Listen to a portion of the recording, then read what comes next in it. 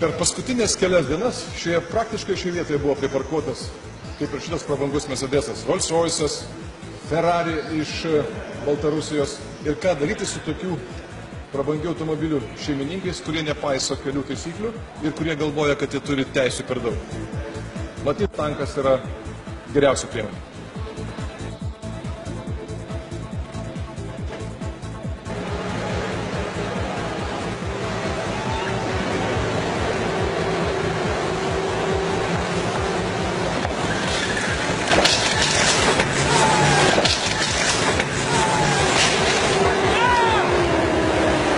Jeigu automobilis parkuos blogai, bus va taip.